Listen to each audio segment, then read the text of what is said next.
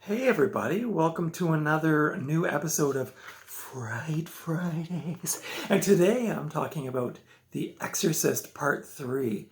How many of you out there have seen this? I never saw this movie before. I just picked this up a couple weeks ago while I was out thrifting, and wow, this movie kind of blew me away. I just realized there's some schmutz there, but anyway, today I'm going to be talking about Exorcist 3, and we're going to be talking about the cast a little bit, the synopsis, the critical response, and then my thoughts on the film. So I hope you'll stick around and listen to my review of Exorcist 3. So this film came out in 1990, and it was written and directed by William Peter Blatty, who also wrote the original Exorcist, although the original film was directed by William Friedkin. William Peter Blatty directed this one. That's the difference here. It's a horror, psychological horror film. It's also known as Exorcist Legion, and that's the book title that came out in 1983. So you will hear it under different titles. I don't know what my hair is doing here. So you will hear it under different titles: Exorcist 3, Exorcist Legion, and I think there's a third title that it went by, but anyway, this is this one here. Let's see if I can zoom in here. What does it say at the top? From the creator of the original Exorcist. Yeah, that's right. So, William Peter Blatty. So this film is, again, I'd never seen this film before, or if I did, I've long forgotten about it, but I really don't think I did.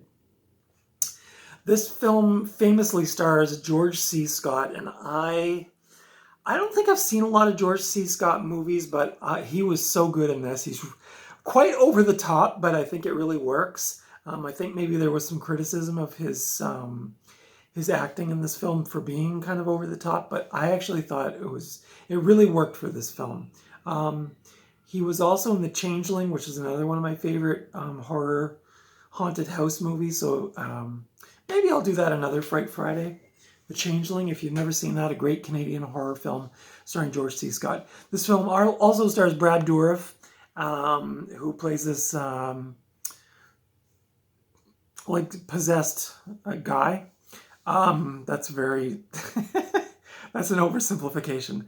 It also stars Ed Flanders, Jason Miller, and it also has some interesting cameos, which I think you'll be interesting to know to learn about if you've never seen this movie. It features cameos from Fabio. That's right. Remember Fabio from the 90s? He was like the I guess he was a model, but he kind of looked like those guys on the covers of those romance novels. Fabio. Larry King is in this, very briefly. He's in a booth at a restaurant talking to somebody. And Samuel L. Jackson has a little tiny part in a dream sequence. So I thought that was kind of an interesting cast tidbit that I would share with you.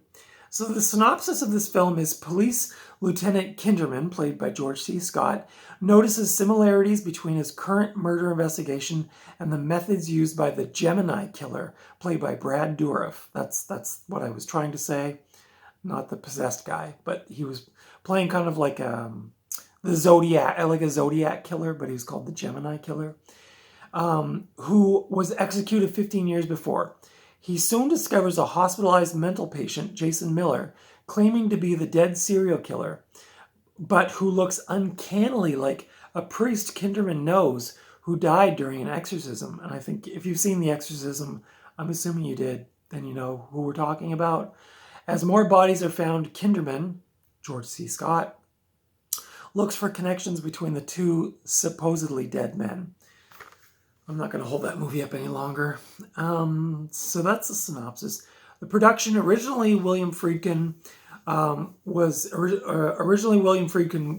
involved with the project, but he left the project due to disagreements with Blatty, which kind of surprised me. I didn't realize that at the time of watching this film. Despite the critical disaster that was Exorcist 2, The Heretic, and people... Do not watch Exorcist 2. It was atrocious. And another movie I don't think I'd seen. Maybe I saw it in the 80s. I don't know. My memory's getting foggy on some of those. But I watched this within the last 2 years during the pandemic. I watched it. And that movie is so bad. It is so awful. In fact, I bought it used, and I watched it, and then I dropped it off at the Goodwill the next day. I was like, I will never watch this movie again. It is so bad. But anyway, despite the critical disaster that was The Exorcist 2, Warner Brothers was very excited to have Blatty and Friedkin do a third film. Apparently, this is another cool tidbit, Blatty wanted John Carpenter to direct, and Carpenter apparently wanted to do it, but in the end, William Peter Blatty ended up directing it himself. I don't know what the breakdown was there, if John Carpenter got busy with something else, but Blatty ended up directing it. So, but could you imagine if John Carpenter had directed this? I think it would have been a very different movie, but probably equally as good. The movie was filmed in the mid-year of 1989 in Georgetown in 8 weeks, so a very short shooting schedule. They apparently had to reshoot the ending because Morgan Creek, who was the producer of the film, wanted to have an exorcism take place at the end of the film. I mean, this movie's been out for a long time, so I don't feel bad I might be ruining the end for you a little bit, but they had to do some reshoots anyway.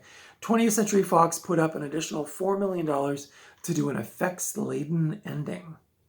Blatty seemed okay with a reshoot at the end, but later expressed his feeling that it was unnecessary. George C. Scott and Brad Dourif both expressed disappointment with the new ending. So I don't know what the original ending was going to be, but in later years, nobody seemed all that happy with the reshoot. So the soundtrack was done by a person named Barry DeVorzon, who also did the soundtracks for The Warriors, Mr. Mom, and Night of the Creeps. I don't know. Can you hear the seagulls? I live downtown, and the seagulls like to swarm around my building. And they're very noisy sometimes, and they like to poop on my car. I'm not very happy about it. But anyway, I digress. If you've never seen Mr. Mom with Michael Keaton, it is really good. It is really good. That's just a side note. So the film received a mixed reception from the critics, although a lot of critics praised it as a worthy sequel. I have to move this a little bit because it's hiding my notes. But the critics did praise it, especially when compared to Exorcist II: The Heretic, which was, again, do not watch that movie. Under any circumstances, do not watch that movie. Watch the first Exorcist and watch The Exorcist 3, but don't watch the second one. It made $44 million worldwide on an $11 million budget. My thoughts on this film are that it is really good.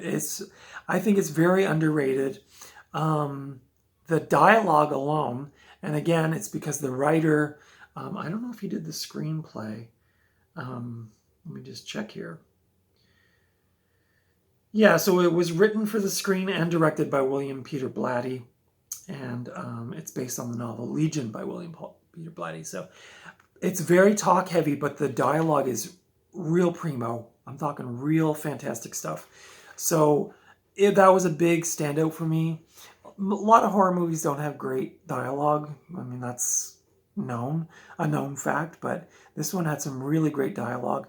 The acting, again, was really good. I know a lot of people thought George C. Scott was over the top in this, but I just really like his acting, and I thought he was great in the film. And Brad Dourif, wow. He really hit it out of the park in this one too. So I would highly recommend this. I would give this a 4 out of 5, if not a 4.5 out of 5. I would highly recommend this for horror fans, for fans of dialogue-heavy movies, for police detective, because this isn't like the first Exorcist where it's more of a religious thriller.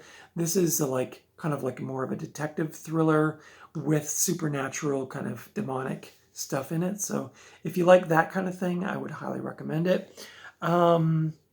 This edition is the old snapper case, as you probably guessed. pretty basic inside stuff there. You've got, what's his face there? I forget his name already, but the back, the horror is Legion.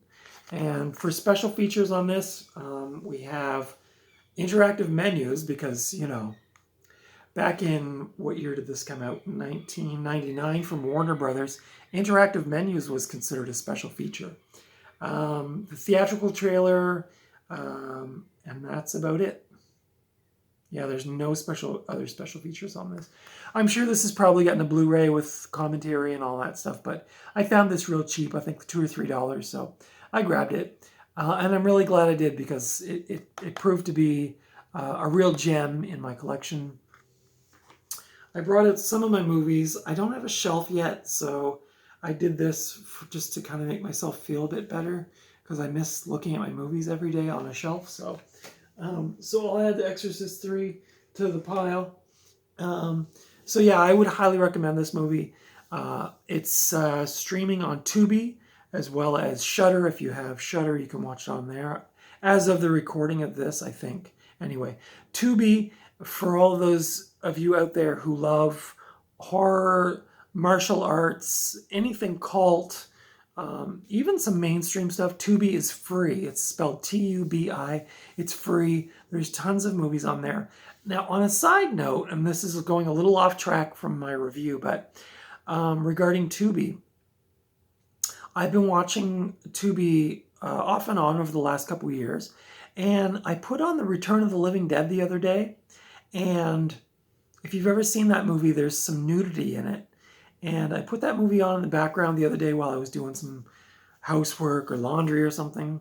And that whole scene was edited out of the movie. So it kind of made me wonder if some of the other movies on Tubi are edited as well, which might be kind of disappointing, but I don't know. But anyway, Exorcist 3, get a copy. I see this in thrift stores fairly often, so grab a copy of it if you can. Or stream it on Tubi, or if you have Shudder, I think it's on Shudder as well.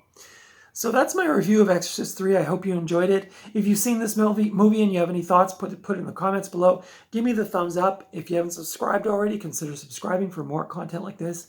Every Friday I do Fright Fridays where I review a horror movie. And most Tuesdays I do a cult movie Tuesday. So check that out. I do thrift haul videos. I have another new one coming up real soon, so stay tuned for that. And you can find me on Instagram at Night Owl Video. So thanks for watching, and until next time, I'll see you at the video store. Bye.